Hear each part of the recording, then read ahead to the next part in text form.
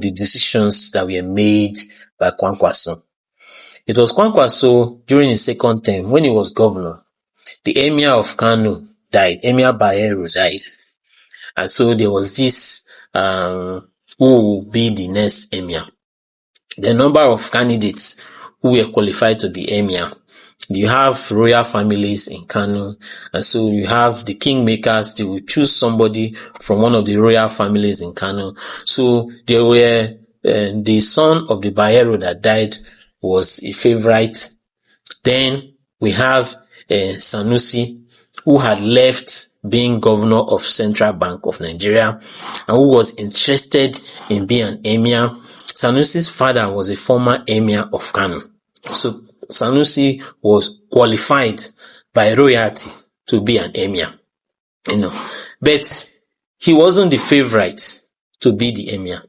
At the end of the day, the person who makes the final decision, final approval, is the governor of the state.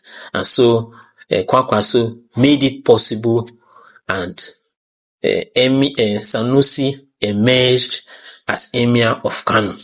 That was a very significant decision, and at a point it was a controversial one,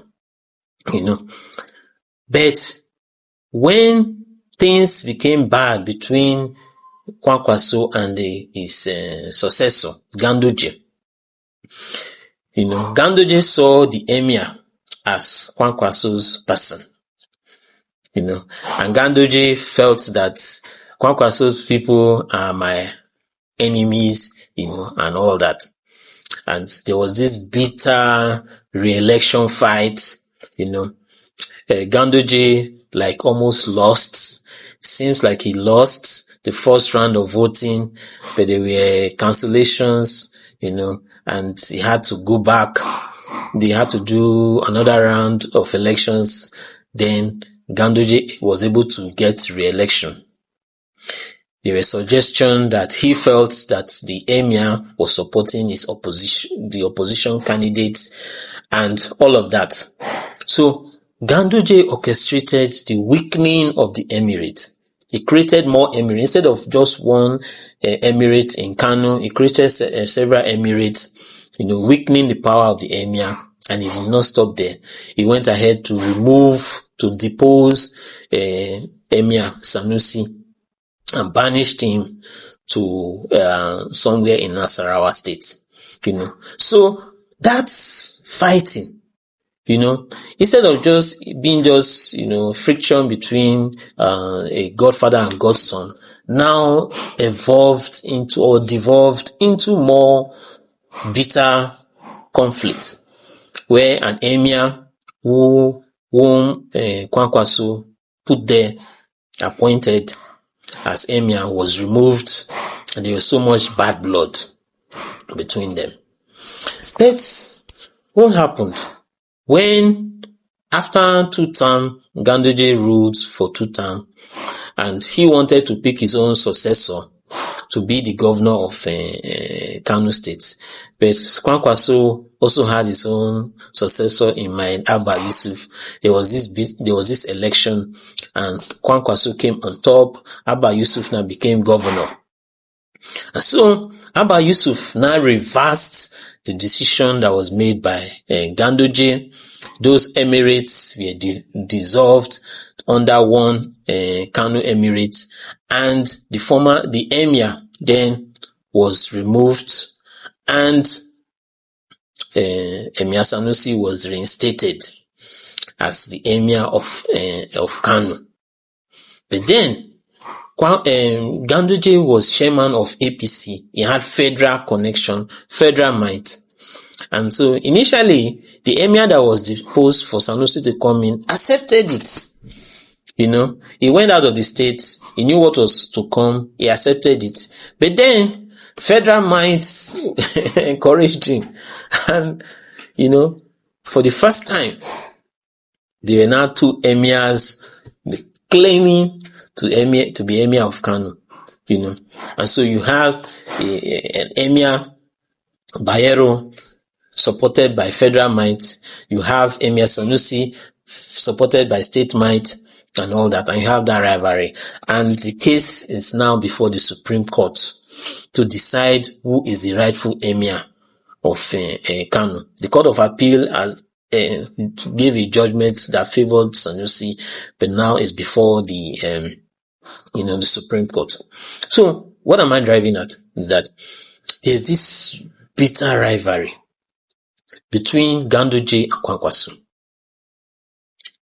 In so many things, this bitter rivalry.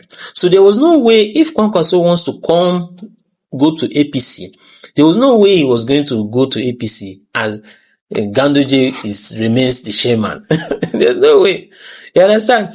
There was a time that Kwankwaso visited Tinubu in Aso Rock, and Ganduje gave a press conference saying that if he had seen Kwankwaso, he would have slapped him. So that's to tell you how bitter the rivalry is. So there is the factor of Kwankwaso. If Kwankwaso wants to defect to APC, then Ganduje has to be taken out as chairman for that to happen. Then there is the Emir of Kano issue. Because the Emir of Kano, Sanusi, is in the camp of Kwankwaso, APC, and NNPP, and Abba Yusuf as governor. In that camp. So and the issue of the emirate has not been settled. It's before the Supreme Court. I will know that Supreme Court will go with what the presidency wants. So there is the Kwankwaso factor of defecting to APC. Then there is the emir factor. Who will be the emir of Kano? Will it be a Sanusi or will it be a Bayero? You understand? And for that to be decided, the presidency has to take side. So far, they seem to have taken side of Bayero, when Ganduje was chairman of APC and Ganduje was pulling the strings. But now with Ganduje out and with the likelihood of Kwankwaso moving to APC, then there's no way that an Emir Bayero will emerge victorious in the Supreme Court decision. There's no way. It now has to be Sanusi. So the way things are, if Ganduje is out, it means this one now the way is now open for Sanusi to be confirmed as Emir of Kano. Then for Kwankwaso and Abba Yusuf, the NNPP people, to move from NNPP to join the ruling APC. So if we look at all those things, we see that those are the factors that are playing out. We have the North Central factor, we have the VP factor, who is going to be the VP, then Kwankwaso defecting, then the Emir of Kano issue. So those are the issues that are playing out. I think Ganduje made some mistakes. Yes, he's a godson and godfather can have friction. You understand? You are now the governor, but Ganduje did too much. When he created more emirates, he could have stopped them. There was no need of removing Emir Sanusi. There was no need of deposing him, banishing him to Nasarawa State, and all of the things, the dignities that Emir Sanusi suffered. That was unnecessary. And Ganduje laughed at it. In public events, he talked about it and he laughed about it, Then he became chairman. Sanusi was reinstated as the Emir of Kano. And the laws say it's the state that has authority over who becomes, chieftaincy matters are state matters. And so what the state decides is what should hold. And then we see Ganduje playing his hand as chairman and making Bayero to insist that Bayero is emir, and you have two emirates, and there was potential for conflict. The Salah celebrations, the Durbar festivities were cancelled in order to avoid confrontation. Emir Sanusi was invited by the police to come to Abuja to answer questions. All these things looks like things that are being orchestrated by Ganduje as chairman of the APC. And so Ganduje did too much. The real leader of the movement, Kwakwasiya movement, that brought about Ganduje is Kwankwaso. Kwankwaso is the charismatic leader of the Kwakwasiya movement. And Ganduje is smart. He knows how to play his politics, but he's not a natural charismatic leader. He's not someone who has that uju drive that Kwankwaso has. He's smart, he plays his politics, but when it comes to carrying people along, when it comes to being charismatic and all that, Ganduje doesn't have that. I think Ganduje did too much. He did too much with the vice president issue.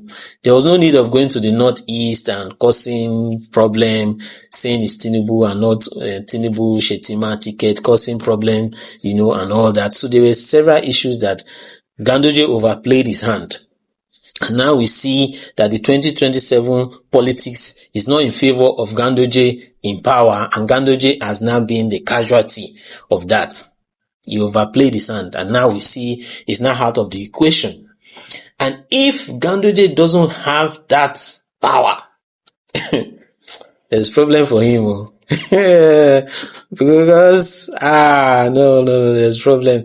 I just hope that maybe he will plead with the president that to protect him from the fireworks of what would come if Ganduje doesn't have any powers or any political play to make, and is not exposed to what could come from his rivalry against the Kwakwasiya movement, against Kwankwaso, the rivalry against Emir Sanusi and all of those politics. So it's quite surprising that Ganduje has left as chairman of APC. I didn't see that coming, but from all we have seen now, it seems that there are several factors in play and Ganduje is out of the equation. So we'll see how things plays out. We'll see how things turn out. He's been a loyal person to Tinubu, so there may be a soft landing for him. He's chairman of one of the boards, I think aviation board or something like that. So even though he has left as chairman, he's still chairman of board. I see a stakeholder in APC, and probably they will find a way of trying to reconcile him and Kwankwaso in case Kwankwaso leaves for the APC.